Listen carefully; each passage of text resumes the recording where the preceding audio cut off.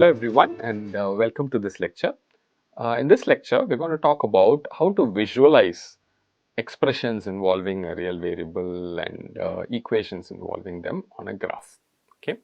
Once again, this you must be familiar with, but I'll just quickly introduce so that we all come to the same page and we understand what is the graph of a function. So you'll see a lot of mathematics involving functions and equations are done graphically. They're done on a graph. People will plot lines and curves and interpret them, and this is extremely important to visualize. And it helps in many cases.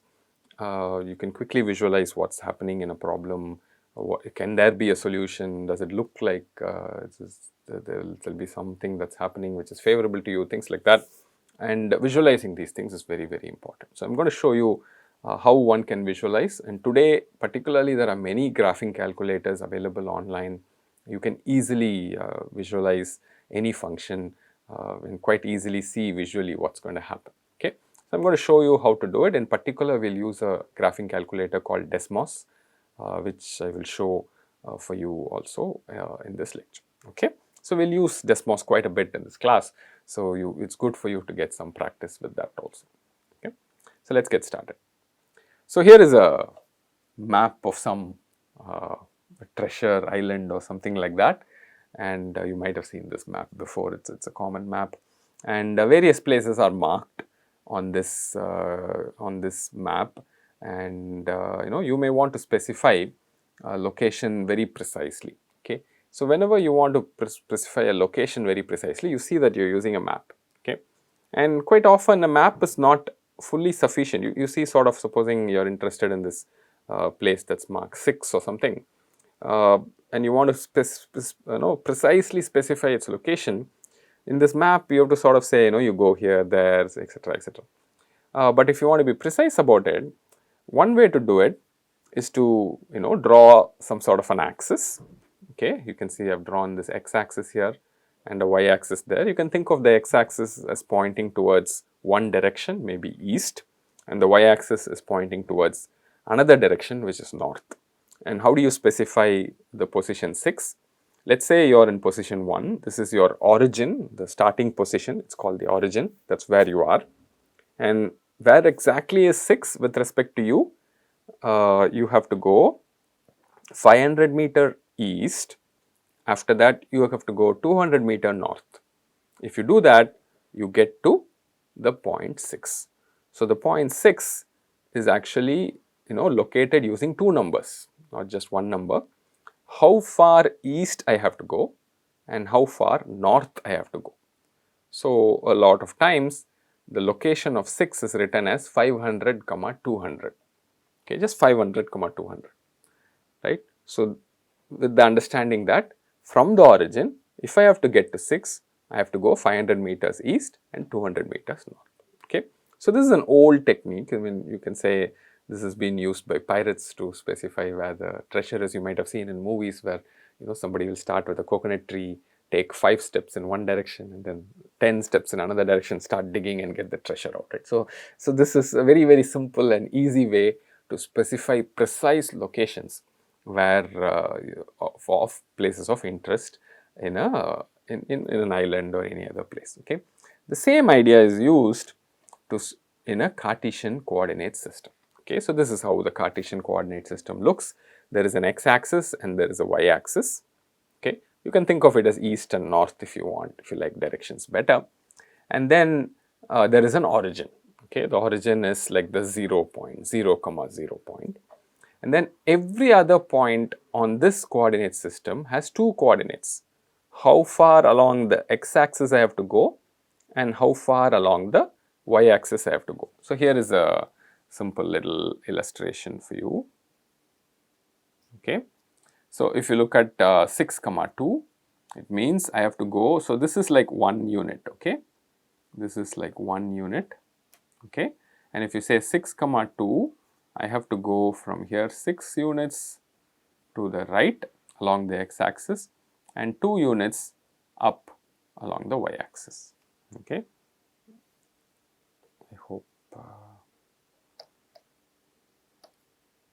Okay, I hope this is clear. So that's how every coordinate is specified here. 3 comma 3 is 3 units along the x-axis and 3 units along the y-axis. These units are these small, small squares and this line. So that the lighter line defines the unit for you. Okay. I hope that's clear. So this is the classical way in which coordinate systems are defined. Now, one interesting thing about the coordinate system is you can also have negative coordinates. So now negative coordinates is instead of going right, you will go left, right? For instance, minus 3 comma 1. You start from the origin, you go left by 3 units and go up by 1 unit, you get to minus 3 comma 1. Okay. And likewise, you can have negative coordinates for both the coordinates, right? So minus 2 comma minus 1. You go 2 units to the left and then 1 unit down instead of up. Okay. You can have x coordinate positive and y coordinate negative, like 5 comma minus 2. You go 5 units to the right and 2 units below. So like that, you have various different possibilities, and these are called quadrant 1, quadrant 2, quadrant 3, quadrant 4, the 4 quadrants of the xy plane, as they call it. So this is also called the xy plane, xy coordinate system, just defining everything here. So now, once you have a coordinate system like this, you can precisely specify where a particular point is. So supposing I put a point here and say where it is. So this is going to be maybe minus 1.5 and 3.5, right? So that's minus 1.5 and 3.5. Okay, minus 1.5, you go in the left and then you go 3.5 up, you get to that particular coordinate. Okay, so once you have a coordinate system, any point can be pinpointed exactly, you can say where it is. Okay, so this coordinate system is easy, and you've seen this before, and we will use it extensively when we do graphs. Okay, I hope this is easy enough for you to see. Okay, so that's the Cartesian coordinate system. You should have a basic comfort with this, locating points, where the points are going to be relatively, things like that. We will do some calculations with this as we go along, but for now, at least the coordinate system is introduced to you. Okay. So it turns out you can show relationships and equations involving two variables x and y on a graph. Okay. So I just want to illustrate it with one example, and as we see more and more examples, this idea will be clear to you. You may already have seen this in school and all that, but I just want to reinforce to be sure that we are in the same place. Okay. So any equation involving x and y, you can do, you can show on the graph. So the example I am going to illustrate is y equals 2x. If I say y equals 2x, how do I show it on the graph? First thing I might do is, I might make a bunch of points, each of which satisfies y equals 2x. So if you take this point, this is 0.5. This resolution on this is really less.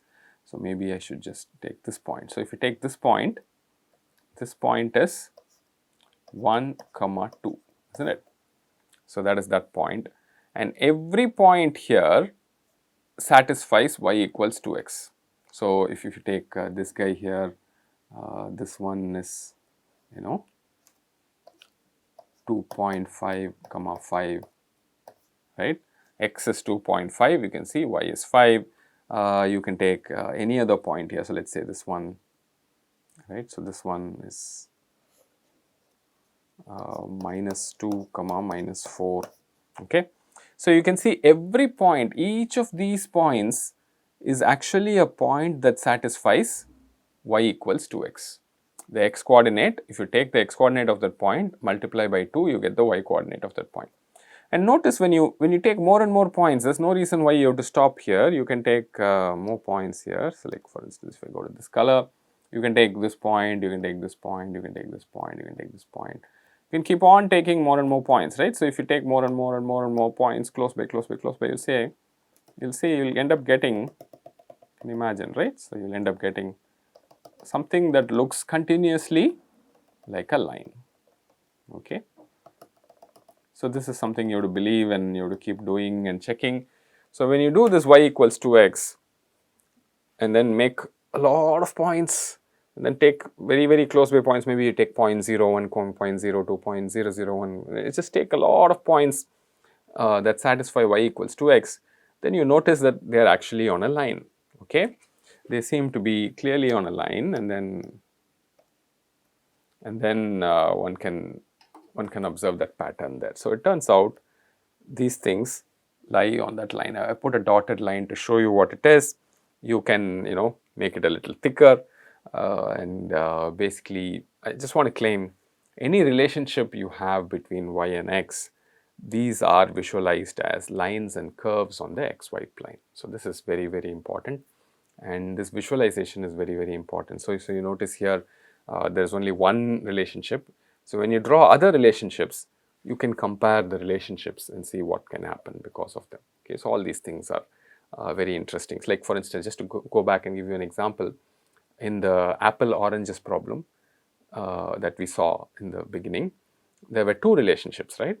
X plus y equal to 5 and then 2x plus y equal to 8. You can draw both of those relationships. I want both those relationships to be true. So you can see, visualize what that relationship means, what can happen and all that. Okay, so all these things are possible once you have some comfort with this kind of visualization. Okay, so I drew a line here and there was an equation associated with that, but here is another example. Okay, so this is just some curve that I've drawn here. This is another example, and this is a valid relationship also, right? If you say there is a particular x here, and you can look it up and you will have a particular y there, whatever that is, right? Right. So this x and this y have a relationship which is defined by this curve. So every curve that you can imagine and cook up, you just draw one curve there, it actually defines a relationship between x and y. So it tells you, if you restrict your x and y to be on that curve, then you're saying that if I take a particular value of x, the y is already defined by that curve. It cannot be anything else, right? Otherwise, the Cartesian coordinate by itself doesn't restrict anything. No, if you take a particular value of x, y can be anything. You're on the xy plane. But if you put a curve and say x and y have to be on that curve, that defines a relationship between x and y, and you can visualize that on the xy plane in this fashion. Okay, so this is the central idea behind the visualization. Equations and expressions are visualized as lines and curves on the xy plane, and this has a tremendous visual feel for you, and it also helps you solve problems. Okay, I'll show you how we do that as we go along. Okay, so the first type of relationship that we will see very closely are linear relationships, equations of the form y equals mx. Okay, we saw it in the previous plot as well. We saw y equals 2x, but we will generalize a bit. Instead of 2, we will see y equals mx. Okay, and to show you how these things look, I am going to invoke a graphical calculator here. So let me go off from full screen and invoke this graphing calculator. The one I'll use is called Desmos. There are a lot of others as well.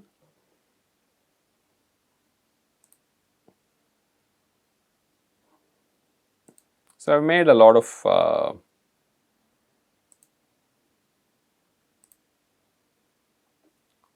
graphs already, and let me just walk you through how this Desmos works. On the left here are expressions, and on the right here is the coordinate system, right, x and y, and whatever expression you write here, Desmos will plot. Okay, so the expression I've written here is y equals mx, okay, and m equals 0.5 here, but there's also a sliding rule for m. Okay, I can change m. When I change m, the line changes. Okay, so here it became 0.5. Maybe I'll make m equal to 1. Okay, so this is m equals 1. Maybe we can zoom out a little bit. So you can do all this, zoom in, zoom out, play around with this. I'll definitely strongly urge you to read up about Desmos, see its user guide and try starting to work on this, okay. So these things we'll share with you as well, so you have a starting point. So it turns out in Desmos you can do expressions like this, and you can also have sliders, okay. You can define the slider, I've defined it as -10 to +10. You can also put a few points on it. So you can see here I put 3, 3m, right? 3, 3m lies on the line, right? Y equals mx. If I put x equals 3, 3, 3m lies on that. Likewise, 7.5, 7.5m lies on that line. -2, -2m lies on that line. So you notice as I change m, the line changes. Does that make sense to you? Why does it change m? And then notice what happens here when m goes negative, when m flips sign, the line sort of dramatically changes a bit. Instead of going like that, when m goes negative, it starts going down, okay. Does that make sense? Do these things make sense to you? Does it make sense that m equals 10 is a very steep line, and lower values of m, it becomes shallower and shallower, right? Does that make sense? And does it make sense that m equals, when m goes negative, that it starts falling like that, right? And as you get more and more negative, it goes on the negative side in that same way, okay. So these things are not too difficult to figure out. The reason is, after all, y is m times x. If m increases, for the same x, if you draw two things, you will see, okay. So maybe this will help you. Let me draw a few more things for you. I can plot y equals x, okay. This is one line, and let me plot y equals 5x. Notice here this is y equals x, okay, and this is y equals 5x. If I take a particular point here, right, let's say x equals 2, y equals x gives you only 2, but y equals 5x gives you 10. So clearly you see that as m increases, the line is going to get steeper, okay. So this m is called the slope, okay, and as I increase my slope, the slope of the line increases, okay. So y equals mx, m is called slope, just the name for it, okay. And when slope goes negative, okay, when m is negative, then what happens? As x increases, y becomes negative and it falls, right? It becomes more and more negative. So you can see that is also true. So when slope is positive, the line is an increasing line. When the slope is negative, the line is a decreasing line, it's a falling line, okay. And both of these you can see here, it's very nicely illustrated, and that's how it works, okay. So once again, these kind of graphing tools are extremely valuable. I'll urge you to play around with them. It's one thing to draw a picture like this and see how you understand that, but it's completely another thing to play around with this and create it on your own. I'll urge you to do it, okay. So first thing is linear relationships of the form y equals mx are straight lines. M need not be an integer, m can be a fraction, m could be 4 by 5.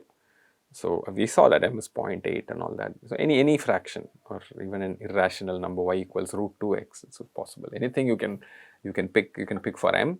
M can be any number, and that defines the slope of the line, how much inclined it is. And as you vary the slope, the line varies. So linear relationships are very easily visualized as lines passing through the origin, right? See, y equals mx passes through the origin. That's another thing that's important about y equals mx, right? What is the meaning of passing through origin? If x is 0, y is also 0, right? So it passes through the origin. The line passes through the 0, 0 point. Okay, that's linear relationships, wonderfully, easily visualized on the Cartesian coordinate graph. Okay, so now we always obsess about x and y, but in some problems, you will have real physical quantities, and these are sometimes denoted differently. Okay, and you have to understand in math, these notations don't matter, right? So I have used x and y for x coordinate, y coordinate. You might as well use d and t. Okay, there's nothing wrong in doing that. D, t, x, y, they're all the same, right? If we are looking at a practical situation where the two variables you are interested are in time and distance, let's say t and d, then t becomes your x-axis d becomes your y-axis.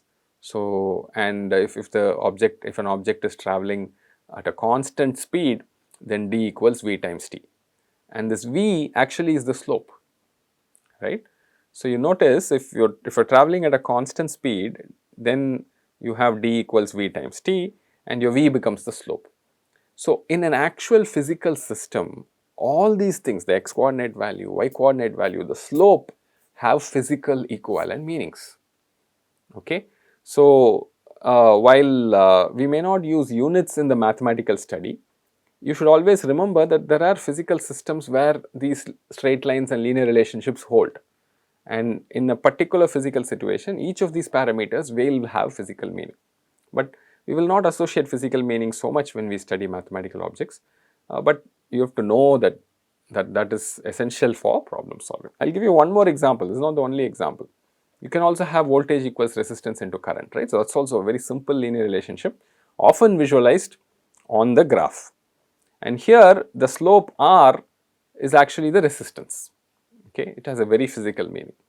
So, if you take a resistance, you start putting a voltage across it, change the voltage, measure the current, and you plot V versus I, you will get a straight line, V equals IR, right. So, this is how resistors are characterized in the labs and all that. So, physical systems obey linear relationships, and those are verified on graphs. And when you do that, you change the axis and the slope becomes something meaningful as a physical quantity. Okay. Once again, the linear relationships, very easy to visualize. Okay. So, now you may have a straight line type behavior, but not passing through the origin. Okay. So, this gives you a general equation of a straight line. So, you may have a line, but the line may not go through the origin. So, it turns out for those kind of lines, the main equation you are looking at is y equals mx plus b. Okay. So, any line you want to have, you need an equation of the form y equals mx plus b, right. So, this m is the slope still, and this b becomes the y intercept. Okay. So, what is this? Let's go back to our Desmos graphing calculator and sort of visualize this a little bit.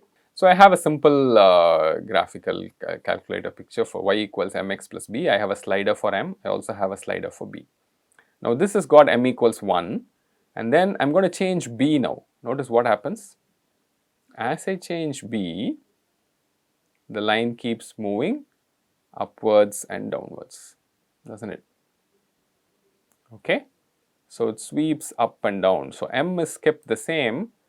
When b goes positive, the intercept is up there, and then when b goes negative, the intercept is down here. So, the key things to remember is 0 comma b is a point through which the line passes. Okay, that is easy to check, right. Y equals mx plus b, you put x equals 0, you are going to get y equals b, right. X is 0 will give y equals b. So, 0 comma b is a point that the line passes through, right. So, how do you, I hope you can see this. So, y equals mx plus b, this is the red line. All these lines, every point in this line satisfies y equals mx plus b, and this is also going to satisfy. So, 0 comma b, so this is why it is called the y-intercept, where the line intersects the y-axis. That is called the y-intercept, 0 comma b. So, b is called the y-intercept. It's if b is positive, the line hits the y-axis above the origin. If b is negative, it hits it below the origin. Okay. So, that way the line is defined. If you keep b fixed, right, if you keep b fixed, let us say 1.5 or something, right, b is at 1.5, and then if I vary m, notice what happens. About b, the line starts rotating, right, the slope starts rotating. So, the 0 comma b is almost like like an axis point or a fulcrum point for your line, and it sort of rotates about that when you vary the slope m. Okay. So, this behavior of a straight line y equals mx plus b sort of easy to see, and we will analytically look at it later on also, but for now I guess from a graphical point of view, it is clear to you how that works out. Okay. So, the general equation of a straight line in the Cartesian coordinate system is y equals mx plus b, y equals mx plus b. This m is a parameter, it is called the slope, This b is another parameter, it's called the y-intercept. For every m and every b, you have a straight line, okay. And for any straight line also, you will have an equation of y equals mx plus b form. So, we will see these things later on when we study them in more detail. Now, slope basically changes the angle of the line, right. If m is higher, it goes steeper and steeper, positive. If m is negative, it goes down like this, and if m is even more negative, it will go steeper and steeper like that. But for the same m, if you increase or decrease b, it will go up and down, okay. So, this behavior of the graph with respect to m and b, you should have a very clear understanding of. It's just straight lines. So, y equals mx plus b. When m changes, what happens? There is a rotation around that intercept. When b changes, what happens? It goes up and down. If m and b both change, it will do both, okay. So, this behavior is quite easy to see, but this is important. So, quite often when you solve problems, you will get an equation like this, and you will visualize it on the graph, and it is very important for you to understand how that graph behaves with respect to the parameters. When you change the parameters, what is going to happen, okay. Very important technique in the graphical way. And today, graphs calculators like Desmos help you a lot, right. You do not need to know too much analysis. So, sometimes analysis is important, but it's enough to just go into the Desmos calculator, plug it in, and then use a slider and sort of visualize what happens. So, that's very useful as well, okay. So, that's straight line. I'm going to quickly show what happens in the quadratic and exponential case. We won't look at them very deeply now. Later on, we'll see in quite some good detail how these quadratics and exponentials behave. Just a glimpse, okay. We saw that y equals mx plus b, y equals mx, linear relationships were straight lines. Can you guess how a quadratic is going to be? Okay, what is a quadratic? Y equals ax square plus bx plus c, right? Quadratic equation, x squared is there, x is there, b is, and the constant term is there. Guess what? This will have a parabolic shape, okay. So, you remember the straight line shape that was there for the y equals mx, ax squared plus bx plus c. There are three parameters now, a, b, c. And depending on those parameters, the parabola will be either shallow or deep, it will move around, you can do all those things. We will see these things in great detail later on. And once again, quadratic is not just for, ideal computation. MOSFET current in the so-called saturation region behaves quadratic with voltage. So, there is, real physical models for physical systems where you use quadratic equations a lot in engineering and science. Area computations is where it explicitly shows up in many problems.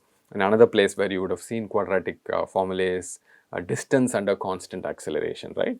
When you're not going at a constant speed, you're accelerating at a constant rate, like you drop a ball, right. The distance it travels in a time, fixed time, is as a quadratic relationship with time, okay. So, that's something is very, very important. So, the quadratic equation, quadratic function shows up everywhere wherever you go, okay. And in fact, our problem, the simple farmer problem, involved solving a quadratic equation, isn't it? So, you got a quadratic function for the overall profit and you wanted the profit to be 10,000.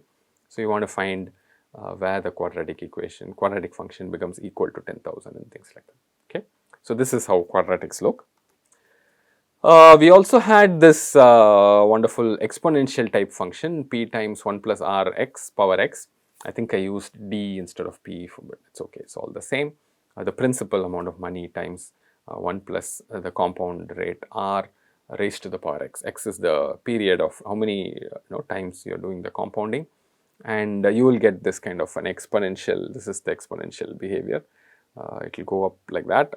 We will see later on in more great detail. If you're looking for exact applications where exponential behavior shows up, current through a diode as an example, compound interest as an example, anywhere where you have iterative computations, you have accumulation iteratively and you're adding up and multiplying together, you will have exponential behavior, okay. So, we can visualize this also on Desmos and see how it looks. Later on, we'll see this in great detail, okay. So, that's the end of this lecture. I hope you had good fun in looking at these graphs. I'll urge you to visit desmos.com, create an account, and then start playing around with it. So, you can plot any sort of relationship, it will plot it for you. So, you can try x cubed, polynomials, how they look, combine polynomials with exponentials and do all sorts of things. and then see how the graph looks. Okay. So I hope this was interesting. We'll meet again in the next lecture. Thank you.